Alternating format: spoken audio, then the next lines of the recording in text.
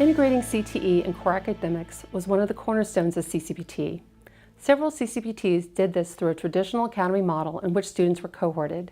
Napa County Office of Education, a member of the Northern California Career Pathways Alliance, took a different approach. Napa Valley Unified School District is wall-to-wall project-based learning, and the academy model was not a good fit. Instead, CTE and core academic teachers were paired to develop integrated projects based on project-based learning design. The video modules capture the critical role that the pathway coach played in the implementation of the work and the experience between a biotechnology and math teacher who partnered to create engaging integrated projects for their students. So the work that led to team integration through our Career Pathways Trust Grant in Napa occurred based on our goals through the Careers Pathway Trust Grant for Napa. And in Napa County, we do not have any academies or traditional linked learning models.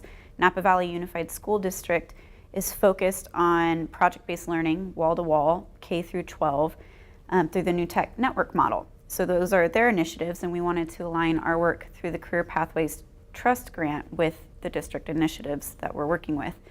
So we went about integration through pairing core academic teachers with career technical education teachers and doing cross-curricular integration through high-quality project-based learning.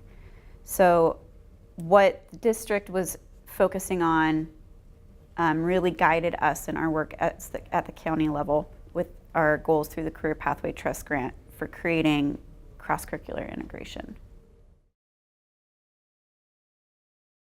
We went about doing the actual physical integration by pairing the core academic and career technical education teachers together with a minimum of 2 pairings, hopefully more.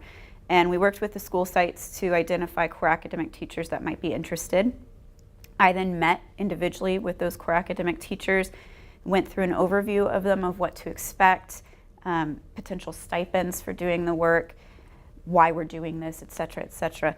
And from there, the teachers who were all interested after that meeting, we met with the CTE teachers together, so the 3 of us, to talk further about what this is going to look like, how it's going to work. So an example at American Canyon High School is a biotechnology teacher with a math teacher.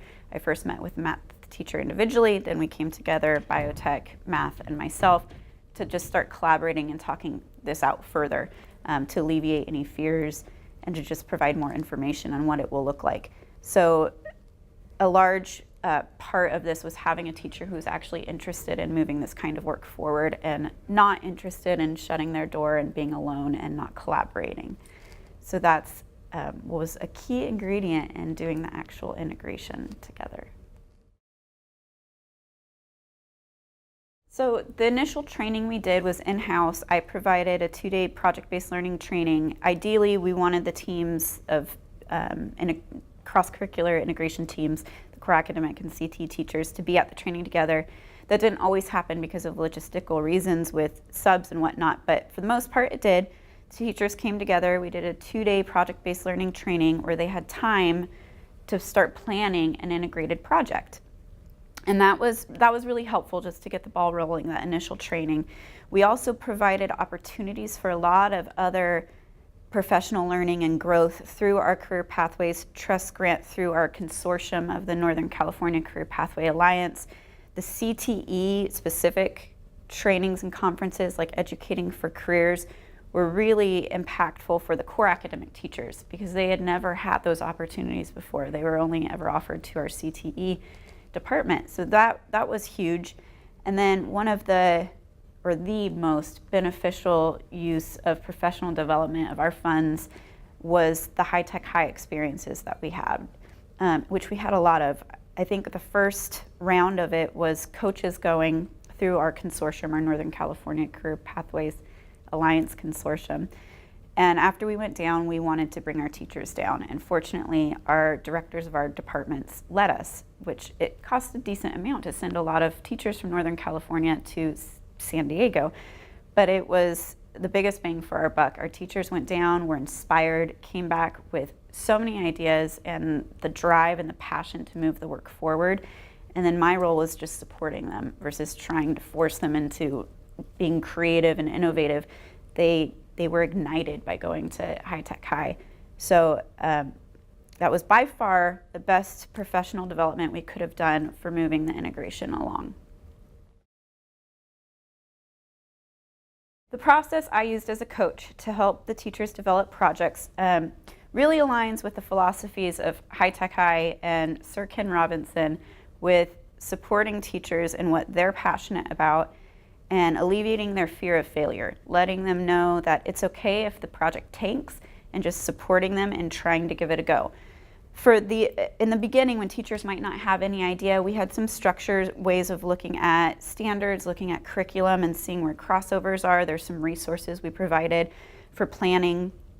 I look at planning an integrated project in one of two ways. You can either look at what's going on in your community or in the world and fit your standards into it and mesh many different standards and curricula into that event, or you can look at it from your standards and look at what you need to meet and figure out something happening around you, or create something that resembles what might happen in the real world around those specific standards.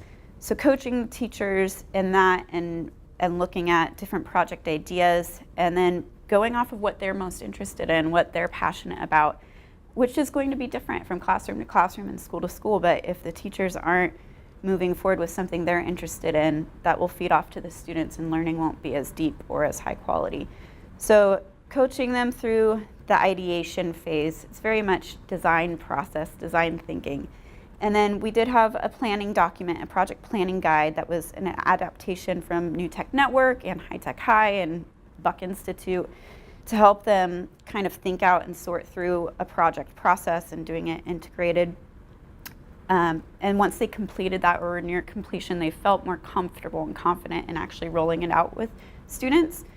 We found in our 3 years of the grant, the teachers that jumped in right away in the first year into the actual project had more success because they were able to get through some of those first tries that might have flopped or tanked, and they were able to think about what went wrong and revise it for the next time. The teachers that in the first year only planned and didn't implement struggled more in the second year of trying to get it going, because it is really the design process. You jump in, you try it, you revise it, and you keep going. So as my role as a coach in supporting that is to reflect with them, observe the project when I can, different aspects of the project rollout, project work time, exhibition, and reflect with the teachers, kind of be a mirror to bounce back what I saw, and give them some feedback, but it was very unbiased. It was more coaching and supportive and reflective with them so that they could have a mirror to look back at and reflect and see how they wanted to improve for next time and just get better and better with the projects they do. And the actual implementation of projects ranged because we don't have the academies. So students aren't cohorted. The teachers don't have it as easy in that realm because they don't have students together necessarily. Sometimes they did have periods that were at the same time, so they could combine students and work together. Sometimes they didn't. So our projects looked very different. Sometimes students did collaboratively work on the same project together. Sometimes students did different pieces of a project. They might act as the biotechnician and the mathematician, giving feedback and results to the other side if they can't physically meet. Sometimes, like in the American Canyon team of biotech and math, the teachers would actually go to the other classroom during their prep time. So the math teacher would come into the biotechnology classroom during her prep time to teach the biotech kids certain math concepts relevant for that project, and vice versa. The biotechnology teacher would have the math students come into her lab during her prep time to walk them through some biotech labs. And that's huge on the teacher's part. You need teachers that are willing to invest their time into doing this because they believe in the work. So the actual implementation of the projects varied in terms of how students work together and how the teachers work together, but we figured it out through the barriers. We were creative, and it takes somebody willing to do it, the teachers, to put in the effort and do it. In supporting the teachers for doing the cross-curricular integration, in the beginning, I met with them very regularly. Some teams it was every single week because they either needed more support or we were meeting at their lunchtime because they did not have a common prep period, and lunchtimes are short and kids are usually in there. So some teams I met with weekly, other teams I met with monthly. Very few teams when we started had a common prep period. In the second year of the grant, most of our teams had a common prep period because they had asked for it from their administration, and we had support from the school site administration to provide the common prep period when they could. And that was hugely beneficial. The teachers then had a lot more time to plan together. And they didn't use every prep period for this, but they had set time that they could. So in the second year, I continued meeting about monthly with the teams. Sometimes it was every other month with holidays or breaks or whatnot that come along. In the third year, I'm still meeting with most of the teams monthly or every other month because they asked for it. We really did a lot of feedback from them on what they wanted. And even though I'm not doing as much coaching, it's more just somebody to bounce ideas off of at this point. They like that the meeting time with me because it helps them know that they have time set aside to work together. When they get busy and backlogged with all of the things teachers are asked to do from the school site, from the teachers, from us, when we have a scheduled meeting, they know that if they weren't able to meet the other times they're planning on it, they will be meeting with me. They have a set time to sit down and work on this work. Even if it's just literally to be on the calendar and I come and share some ideas and support them, they have that set time. So having the administration support this work was huge. And regular scheduling and checking in has been huge for the teachers to be able to continue their work together. Some of our successes have been definitely the high-tech high experiences, like I spoke to earlier. We stole an idea from them about project cards. I mean, they have hundreds from their school, but we started creating project cards that live on our website, and we have printed out packs of them for the cross-curricular projects that have been happening. And those are amazing. People love them. We're able to hand them out and share them to share ideas and projects that have occurred that are amazing. I think we have around 10 right now, and we have more that we're creating. But the high-tech high experience in general is a huge success. The project cards have been a great success. And then a little deeper, we've seen integration really grow outside of the identified pathways from the Career Pathways Trust Grant. And I think that's probably our biggest success, that the integration has grown and expanded beyond what we identified. American Canyon High School is a great example. The biotech and math team was one that was identified in the beginning. It has grown to where the biotechnology teacher is also doing some collaborative work with the biology teacher, who we had identified to work with the culinary teacher. So now they're doing a lot of cross work together. Our new construction teacher jumped on board as well and is building a greenhouse in collaboration with culinary, biology, and biotechnology. And now that construction teacher this year, we were able to send him to High Tech High, and he came back again just invigorated and passionate to try new innovative things and work cross-curricularly. And he is now planning and working on a kite project with a humanities teacher and an art teacher. He has ideas for working with math teachers and potentially, if we're able to, do some kind of a team teaching, combining either math or humanities or something with construction. And just to see this integration grow from what has started and from being able to send teachers to High Tech High and watching it expand is a huge success. And you see it with the passion and energy from the teachers, but also the learning on the students' part, how they're making connections, how things in math are more relevant for them, how things in a traditional science class become more relevant and meaningful. It's been an amazing success. Another success has been work-based learning experiences within our pathways. Externships have been huge for us here. They've really helped our teachers, again, especially the core academic teachers, see what their core academia is like in the real world, in the workplace.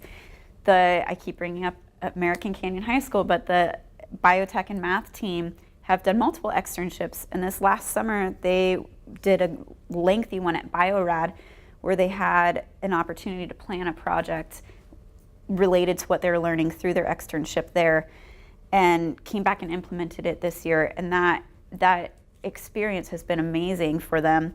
In the the prior year, not this last summer, but before that, they did a cheese making externship where they worked, and you wouldn't think biotech and math for cheese, but this came from the teachers.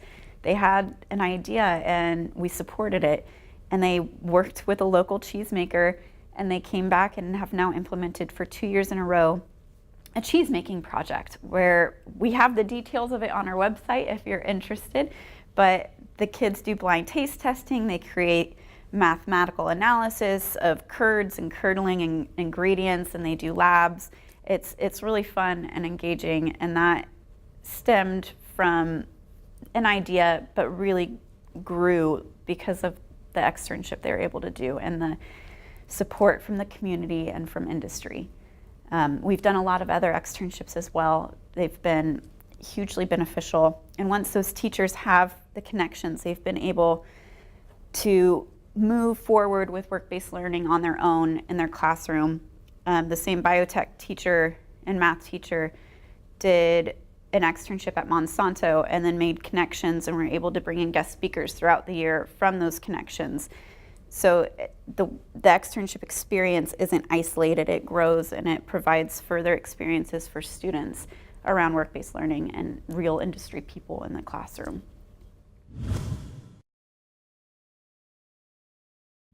We are always looking for commonalities in our curriculum, and one thing that we noticed was that she has to teach her kids about exponential growth. It's an important concept, and one of the things that we do in biotech uses the concept of exponential growth to actually make lots of copies of DNA, and we thought it would be interesting to put those two things together. So we came up with a project that's called A Case of Huntington's, because Huntington's disease is a genetically inherited disease, and one of the things they use in order to diagnose people, they do PCR on their DNA to see if they have a certain gene.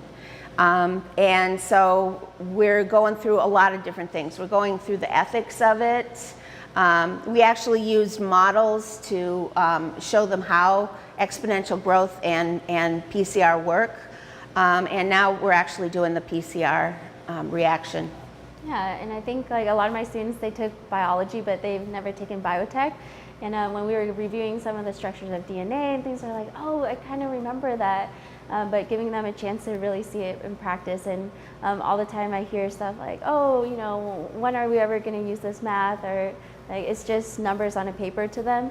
But in order to do this lab, they had to solve a real problem that requires exponents, and so it gave them a reason why they need to know the math, is that they need to know how many rounds of PCR to do in this lab so that they can get the right amount of DNA. So we did another one at the beginning of the year where we made cheese, and there was a lot of mathematical things that we did with it. What did we do with it? So for that one, so a classic, I guess, the intro to biotech lab is them exploring the cheese, right? Right, and looking at different curdling agents to see which one's the best. And there happens to be one that's genetically modified, and so they compared that to other more natural curdling agents. Yeah, the one that's man-made is maybe more ethical use of making cheese. Yeah. Whereas the natural processes, one of them is you have to kill a baby calf and take the lining out of it to make cheese. So my students got to learn a little bit biology, and then what we did for their class is that they did all the experiments, and then they put their information into like a Google spreadsheet, and then they would send it over to our class, and we would analyze different things like how fast did each curdling agent make the cheese, because you know, as a cheesemaker, you want to make cheese quickly. And then we also saw, like, I calculated the volume of cheese that was made, because as a cheesemaker, you want the most volume. And we also, in each of our classes, we, as the teachers, made the cheese with the different curdling agents, and then we had our students blind taste test it. And then the results from that, I had them do some stats on what was the best tasting cheese. And they got to pretty advanced math. It wasn't just bar graphs. It was, okay, what's the z-score, standard deviation. So I was able to teach them my content through a real world application. Yeah, and this was with my Biotech 1 class because this is a really basic application of biotech, but it's really pretty awesome and it's a lot of fun. This is the second year we did it, right? Yeah, I think it went really well this year. Yep. I would say that if you can think of the applications yourself first and get the core teacher excited about it. I think, I didn't have to do much with E because she's really good about wanting to do different things, but if I told her a couple of things that we could do with the cheese, and we talked about doing a sports drink one too, which never quite came together. But just try to get the core teacher excited, because we're all about, in CTE, we're all about hands-on, and we're all about being really practical. And core teachers struggle, like you was saying, with kids saying, when am I ever going to use this? Well, we can show them ways that they can use the different material, the curriculum that they're using. Yeah. And speaking as a core teacher, especially in math, I'm a really linear thinker. It's like, okay, this is how I like to do my lesson, and they're going to learn this, and it's going to lead to that. So it's a little bit scary pairing up with another content area and coming up with projects. But I think what's helped is that our school atmosphere and climate is that our principal really encourages us to, collaborate, and also he gives us time to do so. And also he encourages us taking risks. So it's okay, like he said, go do a project together, and if it fails, it fails. Hey, you hopefully can learn from that and create a better project next time. So just having that leeway and that push and encouragement from administrators, and also just like how our school is built, has really, I think, helped me step out of, my comfort zone and be like, oh, it's okay to fail. A little bit perfectionist. Yeah, I don't think we've failed that yet, though, have we? We've made mistakes. We made more mistakes last year than we did this year, and we did learn from them. Yeah, and I think our principal said one thing. He said, just do something innovative, and there's no failing. He's like, there's absolutely no failing unless you don't try. So yeah, and we have this great collaboration, but I know other teachers who just have a great idea, like Mr. Peckinpah. He's a CTE teacher here, and he does wood shop, or it's called construction here at our school. But he was just like, I really want to make kites, and I bet there's some math in that. So he came and he approached me, and even though we don't have, this pairing, he invited me to that joint project. And so I think we're going to be working on that maybe sometime in the future. So one challenge is that in other schools, they have they track their students. So if you're in biotech, then you also have math 3 with either the same teacher or same period. So a logistical problem for this project that we did this time was our scheduling. We had to figure out, okay, first period you're going to swap your kids here, I'll take them, or this period we'll combine. And we'll do this or we'll do that. And yeah, that's the thing, Logistically, it was a little bit difficult to figure out, because I wanted all 3 of her Math 3 classes to actually do the experiment, because I think it was a really good experience for them. Yeah. I also wanted E to help my kids who were having trouble with one aspect of biotech, a mathematical aspect. And so we figured it out, but it was never clean, it's never, well, we swapped the whole class, only half the class needs her, but half the class can stay over here, but, so it was a little, and it's going to be that way for the next 2 days too. Yeah, so logistics were hard. And also, I think anytime you do something, a project like this was cross-curricular, it takes a lot of planning.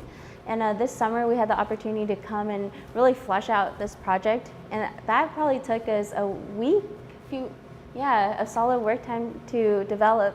And even after that, coming back this year and actually using it, we spent a lot of our prep time working on it together. So It's a lot of It's a lot of preparation. work. It is a lot of work. It's worth it, I think, but it is a lot of work. We were lucky enough to do an externship together last summer, and we spent a lot of our time fleshing out this Huntington's disease project. Getting to work with E has been really awesome because in a lot of ways, you know, we're kind of complementary to each other. She's much more organized than I am, but I know a lot of the technical stuff that she doesn't know. She's much better at math than I am, but you know, it seems like our strengths really complement each other.